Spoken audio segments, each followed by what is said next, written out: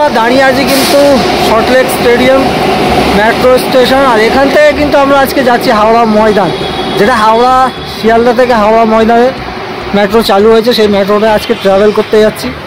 আর দাঁড়িয়ে আছি, এখন একটা কাজ ছিল, তো শিয়ালদা থেকে সোজা আমরা সল্টলেক স্টেডিয়াম এসেছি। আর এই সল্টলেক স্টেডিয়াম থেকে কিন্তু আমরা হাওড়া ময়দানের মেট্রো করে যেতে চলেছি।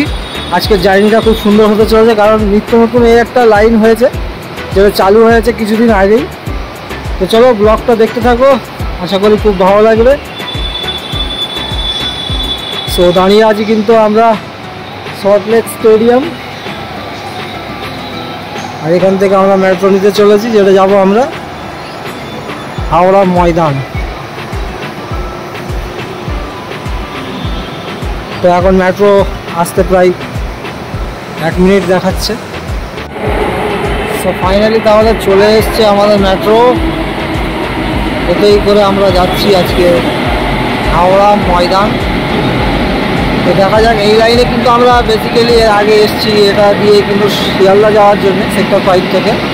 তো আমার মনে হয় যে ট্রেনটা মানে মেট্রোটা হয়তো প্রথমে যাবে শিয়ালদা, তারপর হয়তো ওখান থেকে এসপ্ল্যানেড থেকে আপনার হাওড়া চলে যাবে, এটাই তো মনে হচ্ছে। তো দেখা যাক দুটি।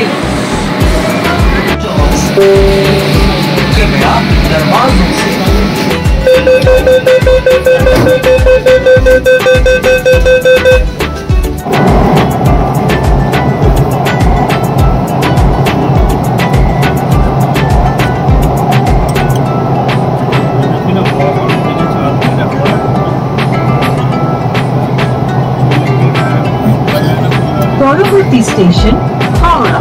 দরজা উভয় দিকে খোলা হবে। গাড়ি এবং প্ল্যাটফর্মের মাঝের দূরত্ব। তো বন্ধুরা তাহলে ফাইনালি চলে এসেছি আমরা হাওড়া। জাস্ট মানে ভাবতেই পারিনি যে সেক্টর 5 থেকে নিয়ে আমাদের হাওড়ায় মাত্র 20 মিনিটের মধ্যে নিয়ে চলে আসবে।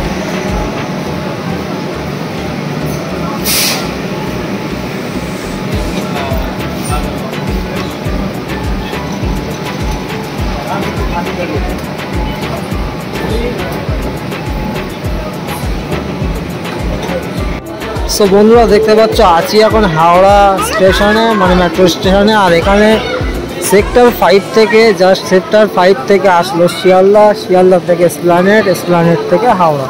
শিয়ালদা থেকে ডাইরেক্টলি ছিল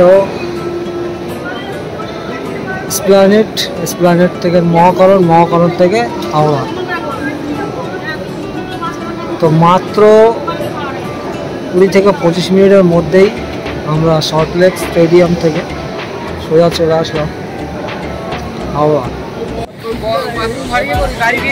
সো বন্ধুরা ফাইনালি কিন্তু আমরা চলে আসলাম হাওড়াতে, দেখতেই পাচ্ছ মানে একদম ইজিলি, মানে সেক্টর 5-এও যারা থাকবে তারাও সহজে হাওড়ায় আসতে পারবে, এবং শিয়ালদাতে যারা থাকবে তারাও সহজে হাওড়ায় আসতে পারবে।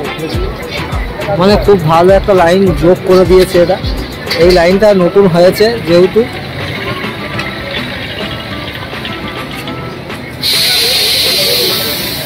তো মানে কলকাতার নাম করা সব থেকে বড় বড় স্টেশন যেগুলো, মানে একটা শিয়ালদা আছে আর একটা আছে হাওড়া। তো শিয়ালদা আর হাওড়ার কিন্তু কানেক্ট করে দিল এই মেট্রো। তো চলো একটু বাইরের দিকে যাই, গিয়ে কিছু খাওয়া দাওয়া করি, তারপর ওখান থেকে সোজা বাড়ি।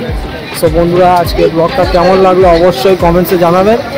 আর ভিডিওতে প্রথমবার আসলে তাহলে ভিডিওতে লাইক করবেন, চ্যানেলে প্রথমবার আসলে চ্যানেলটি সাবস্ক্রাইব করবেন, পাশে থাকবেন, বেল আইকন প্রেস করে দেবেন। এইভাবে ভালোবাসা দিলে আরও নিত্য নতুন কলকাতার যেসব জায়গাগুলো আছে সেগুলোও কভার করতে সুবিধা হয়, কারণ আমরা মোটিভেট হই আপনারা যখন উৎসাহ দেখান আমাদের ভিডিওর মধ্যে। সো রাতের হাওড়ার দৃশ্যটা একটু কভার করে নিচ্ছি। দেখতেই পাচ্ছ ভিড় অনেকটা আছে, আর আজকে হচ্ছে কিন্তু রান্না পুজো। আর সামনেই আছে আমাদের বিশ্বের 1 নম্বর ফ্লাইওভার, যেটা হচ্ছে হাওড়া ব্রিজ, কারণ এই ব্রিজ আর কোথাও নেই।